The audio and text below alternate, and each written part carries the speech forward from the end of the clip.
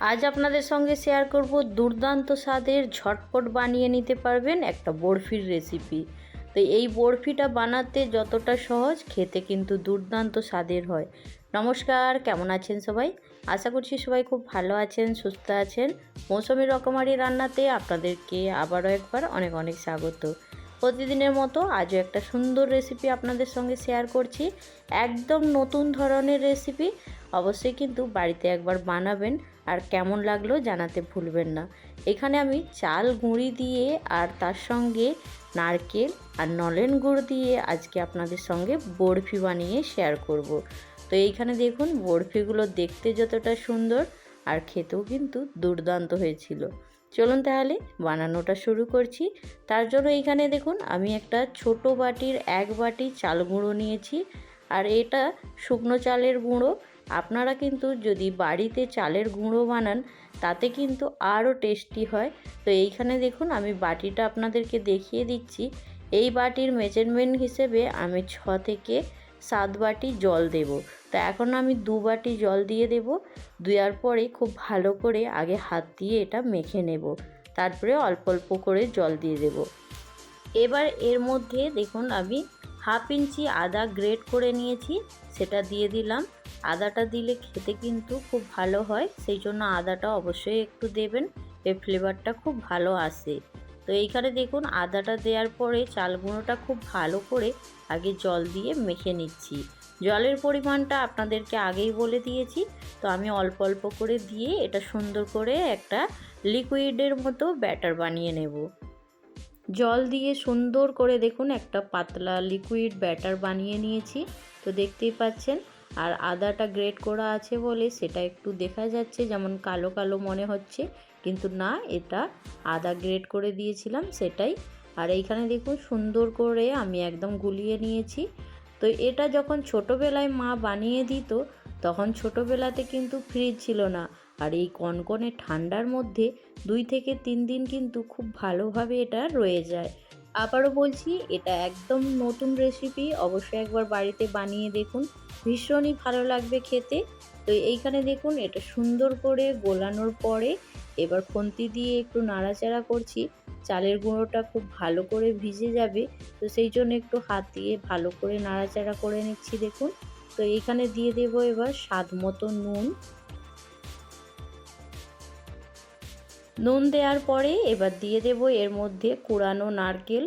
আর এইখানে আমি 2 রকম নারকেল দেব, কিছুটা কুড়ানো নারকেল দেব আর কিছুটা কুচানো নারকেল দেব।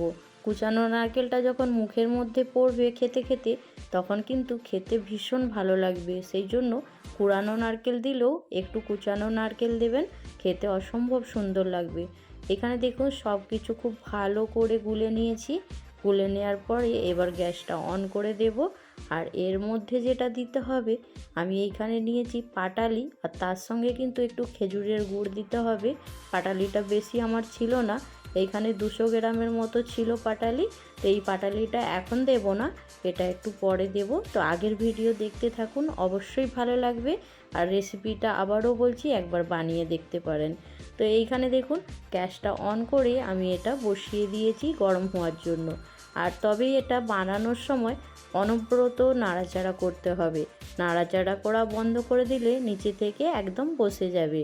সেই জন্য গ্যাসের ফ্লেমটা একটু লো রেখে খুব ভালো করে নাড়াচাড়া করবেন বারবার, তাহলে কিন্তু খুব সুন্দরভাবে কোনো ঝামেলা ছাড়াই একদম সুন্দর বরফি বানানো হয়ে যাবে। দেখুন এখানে কতটা জল শুকিয়ে গেছে আর কতটা শক্ত হয়ে গেছে দেখতেই পাচ্ছেন। আর এইভাবেই এটা আস্তে আস্তে বানিয়ে নিতে হবে। যখন এটা ঘন হতে থাকবে তখন কিন্তু বারবার নাড়াচাড়া করতে হবে, আর না হলে নিচে থেকে একদম বসে যাবে। দেখুন যেইভাবে আমি হাত চেলে চেলে এইভাবে নাড়াচাড়া করছি, এইভাবেই কিন্তু অনবরত নাড়াচাড়া করে যেতে হবে। আর এটা বানানো কিন্তু খুবই সহজ আর খেতেও ভীষণই টেস্টি হয়। আপনারা অবশ্যই একবার বাড়িতে বানাবেন, আর কেমন লাগলো আপনাদের সেটা কিন্তু জানাতে ভুলবেন না। তো এইখানে দেখুন, এটা অনেকটাই শক্ত হয়ে গেছে। এবার যে আমি পাটালিটা রেখেছিলাম, সেই পাটালিটা ভেঙে এর মধ্যে দিয়ে দেব। আমরা যে সুজির বরফি বানিয়ে থাকি, একদম সেই রকমভাবেই এটাও বানিয়ে নিতে হবে। আর এইখানে দেখুন একদম শক্ত হয়ে গেছে। এবার এর মধ্যে আমি যে পাটালিটা রেখেছিলাম দিয়ে দিলাম ভেঙে। তো পাটালিতে পুরো মিষ্টি হবে না, সেই জন্য একটু লিকুইড দিয়ে দেব এখানে। লিকুইড বলতে এখানে আমি খেজুর গুড় দেব। পাটালিটা একদম ছোট ছিল, তো পাটালিতে কিন্তু সম্পূর্ণ মিষ্টি হবে না, সেই জন্য এইখানে দেখুন আমি একটু খেজুর গুড় দিয়ে দেব। এইখানে আমি 150 গ্রামের মতো খেজুর গুড় দিয়ে দিচ্ছি দেখুন। আর এইখানে মিষ্টির পরিমাণটা আপনারা আপনাদের পছন্দ মতন কম বেশি করে নেবেন। তো এইখানে খেজুর গুড়ের যে গন্ধটা একদম কিন্তু মোমো করছে, অসম্ভব সুন্দর হয়। আবারও বলছি, একবার অন্তত বাড়িতে বানাবেন, আর যারা খেয়েছেন তারা কিন্তু এর স্বাদ অবশ্যই জানবেন কতটা সুন্দর হয়। তো এইখানে দেখুন গুড়টা খুব ভালো করে মিশিয়ে নিচ্ছি। খেজুর গুড়টা দেওয়ার পরে এর কালারটা এতটাই সুন্দর আসবে, তো দেখেই যেমন মনে হবে কখন খাবো খাবো।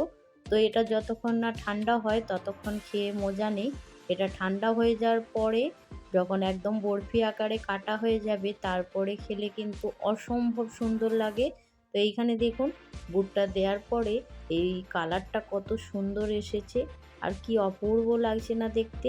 সত্যি কিন্তু অপূর্ব লাগছে দেখতে।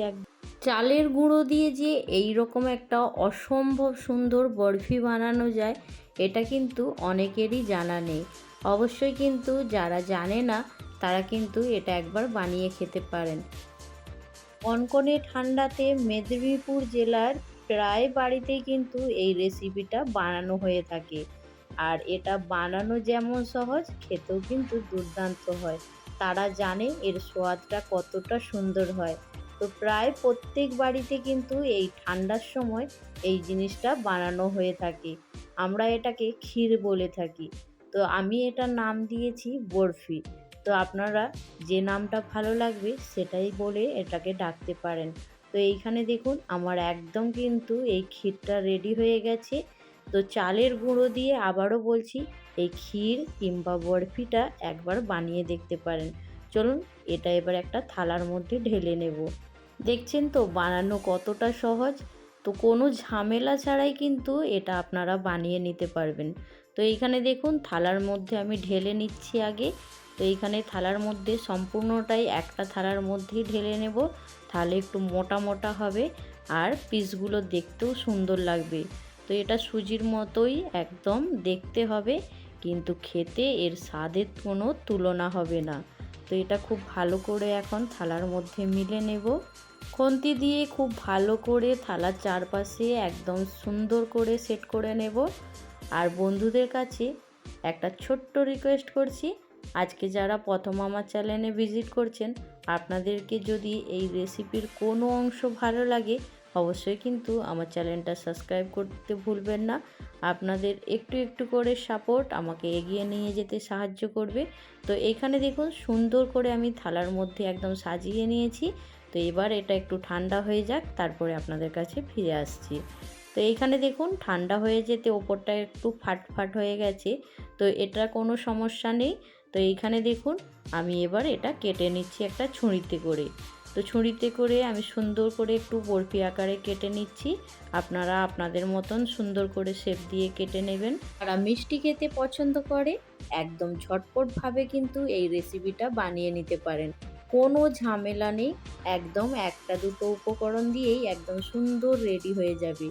একদম নতুন রেসিপি, আবারও বলছি অবশ্যই একবার বাড়িতে বানিয়ে খেতে পারেন।